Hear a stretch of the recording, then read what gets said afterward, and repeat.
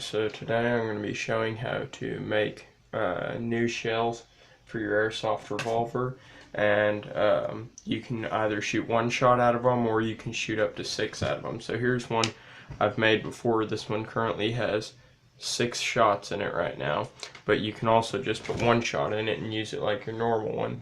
So what you'll do is you find out what model your airsoft revolver is. The one I'm currently using is the Black Ops Exterminator, which is modeled off of a 357.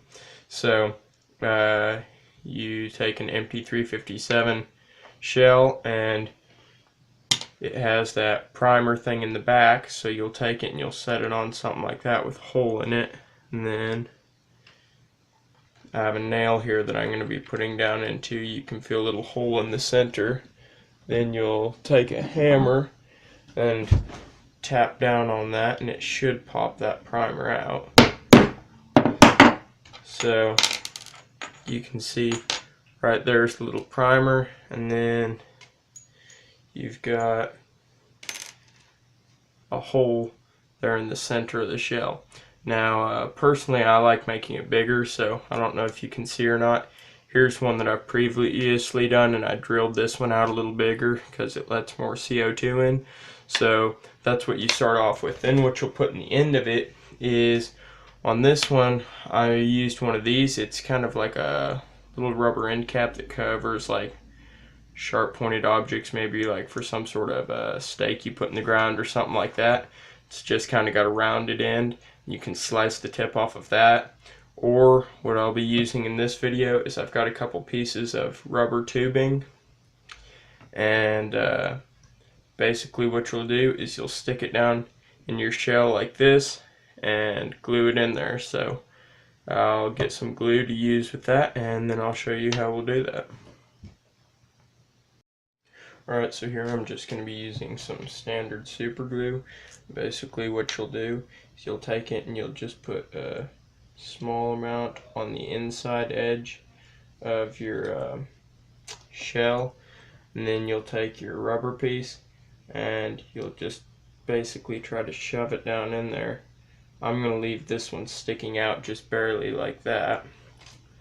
So we'll let that one dry and then we'll test it out. I'm going to go ahead and do another one as well. Let's see. I'll go ahead and do this one here. So we'll do the exact same thing on it, just run a little bit of super glue around the edge there, and then you'll just shove this little rubber tube down in there some. Didn't quite want it to go down in there that far. It's too late now, it's glued in there.